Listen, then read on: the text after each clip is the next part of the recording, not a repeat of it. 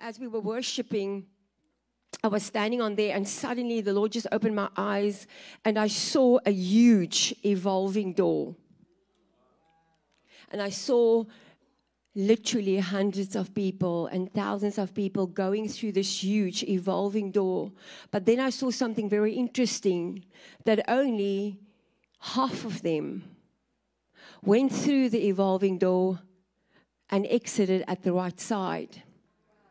But the rest of them came back and went the same way as what they came in. Now, how many of you know that when you go through an evolving door in a shopping mall, you have to have your timing right, because if that door goes fast, you can just miss the door. And I felt that many people missed the door. And I said, Holy Spirit, what is going on here? And he said to me, Kari, tell my people that they have to guard my presence, because my presence will open up the door to the mall. The way you steward my presence. And I felt that the Lord said, many of you need to be careful that become so used to the presence that we take it for granted. And the Lord said, in this season, we have to be careful that we don't have an independent spirit. And it's me, myself, and I, the unholy Trinity. And we rely on our own schemes, we rely on our own plans, we rely on what man say instead of making time of what God is saying. And you see, Saul was so, it just came to my mind that King Saul, the way he came in was exactly the way he exited. He didn't go through the door that God had for him. Because when he came to the scene in 1 Samuel, Samuel met him and he was looking for his father's donkey, and he was just a normal boy. And when he met, he had an encounter with Samuel, which represented the Holy Spirit, which represented God, which represented the presence. There was a transformation that took place. But because he didn't steward the presence, because he didn't steward that very well, what happened is he started lending out his ears to men and what men say. He started leaning on the arm of flesh, started making his own plans, and instead of waiting upon the Lord and following the instructions of Samuel, he exited right through the same door as what he came in. And not only for him, but for his whole generation, they've missed it. But David came in, and David said, I was born in iniquity, but create in me a clean heart. He was always conscious of the presence and how he stewarded the presence. He was constantly before the Lord and say, I'm sorry, I've sinned. I'm sorry, I've sinned. Please, Lord, help me out. How many of us get through a day that we say, Lord, just check me out? Come on. We all have a responsibility how much of God we want in the moment. Do we want the more, or are we okay with just the normal? Listen, how many of us, and we all know the story after Ziklag, well, actually, when everything gets stolen, don't read it in the Bible, think about your own life. If everything gets stolen from you, your house gets burned down, your wife, your children, your husband, everything you own is gone. How many of us will not lie down on the floor and say, I can't take it anymore, take me? I rather want to die. Who of us would really take the trouble in running back to the Lord and crying out before Him and weep until you have no more tears and say, what is it that you say I should do? He stewarded every moment. He was conscious of His presence in everything He did. And the Lord said, pursue, overtake, and recover all. And not only did a young shepherd boy changed his own life by becoming a king. He changed the lives of his generations that were supposed to come until Jesus was born from his generation. And the Lord said, I need to tell many of you that we have tonight, you're just going to take 2 minutes and say, Lord, help me that I will steward your presence right, that I will not get stuck in an evolving door, exiting the way that I came in. But Lord, I want to go through the door of the mall. And the Lord showed me this door, and he said, this is the door of the mall. And I actually wrote it down, Apostle David. I saw that I saw above the door, this huge door, like a golden door, and I saw no limits. I didn't know about your door. I saw a door, and the Lord says, no limits. You see, when we stay in his presence, we will always end up with more. Always. Always end up with more. Let's just, before we continue, Holy Spirit, will you help us? Will you come tonight and shine a light every offense that might hinder the fullness of your presence? I give it to you, Jesus. Every issue, every drama, every time I was independent, making my own decisions, leaning on the arm of flesh instead of the arms of Jesus. Forgive me, Jesus. Come on, the Lord showed me there's many of you. You first make plans, you first phone your friend before you speak to Jesus. Many of us, when we go through crises, we don't go like David and inquire of the Lord. We pick up our mobile phone and we text someone. We phone someone. We just want to vent. And the Lord said, what happened about me? So, Lord, tonight we stand before you and we say, Lord, we are so sorry. We don't want to be in a place, Lord, where we exclude you from anything we do. We want to forgive. We want to repent tonight in Jesus' name. Come on. Are you with me tonight? Because I don't know about you, but I want to go through the door of the mall. Lord, I'm so sorry if I've caused myself to get stuck in an evolving door waiting on you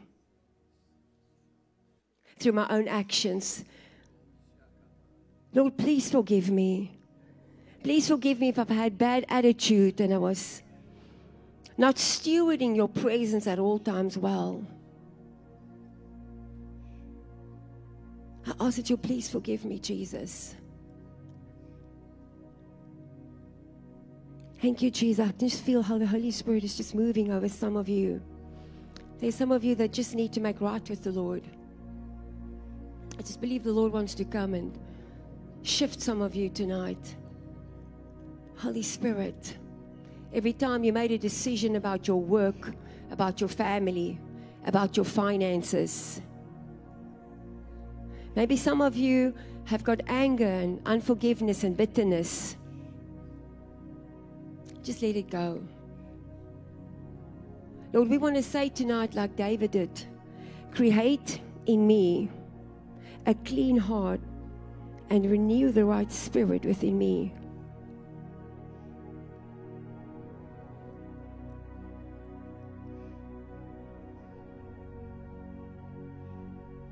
Listen, don't underestimate the power of the Holy Spirit and the ripple effect it can have, not only in your life, but in everyone else's life that is around you. And the Lord is saying tonight, I want to come. And when I shift you through the door where there's no limits, I really believe that in this time now, in this Holy Spirit time, the Lord is saying, I want to back you up. And you see, the problem is that many times when we go through difficulties and we go through issues and we go through dramas, we become so independent and self-righteous and angry at God. And I felt that the Lord is saying, just check your heart. Listen, both Jonah and Apostle Paul went through a storm. Jonah was independent, and his heart wasn't right, and he's blocked his own progress. Both of them went through a storm. The one was because of disobedience, but Apostle Paul also went through a storm, but because he hosted the presence, he had an angelic encounter. And the angel gave him a strategy. And when he came out of the storm, suddenly he was in Malta, remember? And he could evangelize, he could spread the gospel. And I feel that the Lord is saying that many of you, strategy for the tragedy. And the Lord is saying for many of you, the choice is yours, but I feel that for you, and as I look over this place, I feel that the Lord is saying that I need to tell you that the issues and the dramas is coming to an end.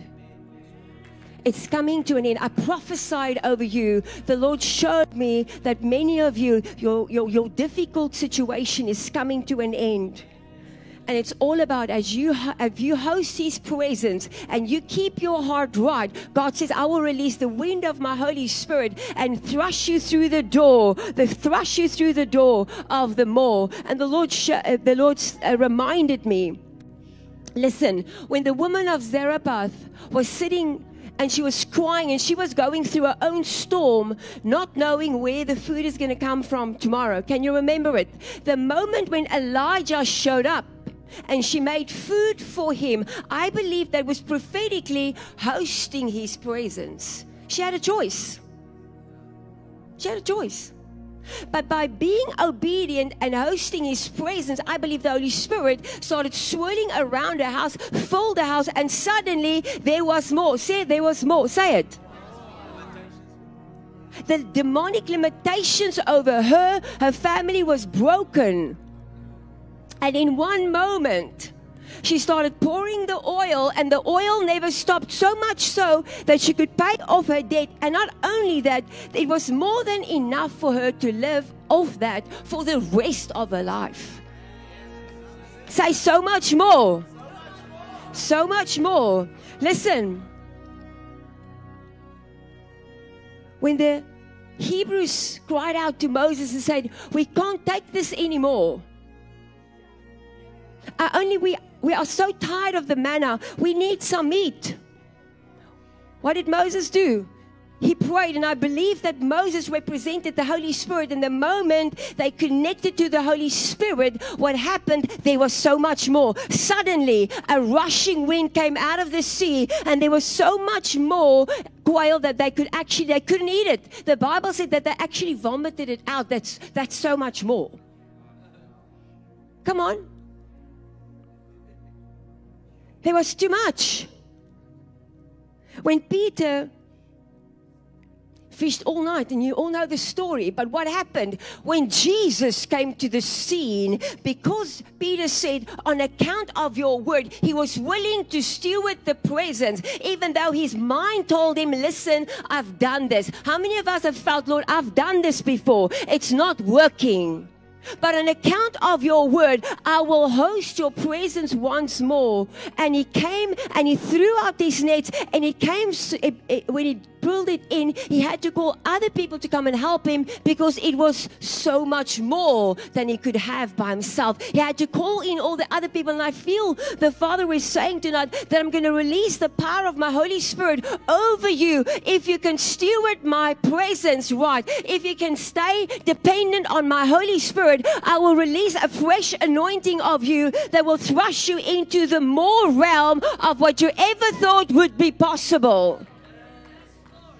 There's a realm of the no limits that I feel the Lord is saying, I want to take many of you in. And listen, you can decide. It's either to you going to be a pep talk, or you can take it by faith, and heaven can see, and there'll be a transformation by the power of the Holy Spirit that will transform you from a situation where there's lack into a situation where there's plenty.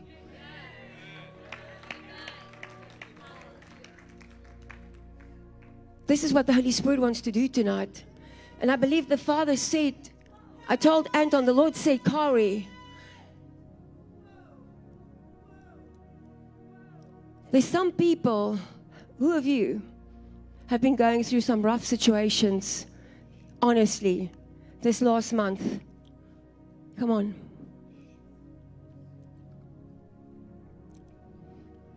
Holy Spirit, will you move? Thank you, Lord, for the angel of finances. The angel of finances, listen, it's nothing for the Lord to create more.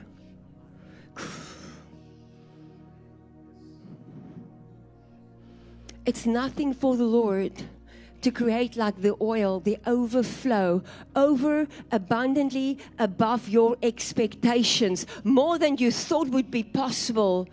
But it's about how do you steward the situation. Holy Spirit, tonight I pray that as you hover over this people, Lord, that you will come and that you'll release a fresh oil over your people, Lord, for the more. Lord, I prophesy tonight, Lord God, that the anointing for the more will come upon your people, Lord God, that there will be more contracts coming in, more contacts coming in. Father, I thank you that you show me contracts that's going to come in. I see how a golden pen are signing contracts. I don't know who's trusting God for some contracts. I just see contracts is coming in. I saw a house. God is showing me someone is needing a house. God is saying, I'm releasing a house. There's a house that I saw in this basket. Lord, I thank you now. I see a car in that basket. Lord, I thank you, Lord. This is not about us, Lord, but it's about who can host His presence. Listen, I was in a meeting last week where 2 people received new cars. I saw them physically getting car keys, where Holy Spirit was moving over them. I'm telling you, this is the season that we are living in. And you can either say, Lord, I hear this, or you can say, I am jumping in the river. Because this is what the Lord wants to do. The Lord wants to come and give all of us an increased testimony. Lord, I thank you that you will come. Come on, Lord.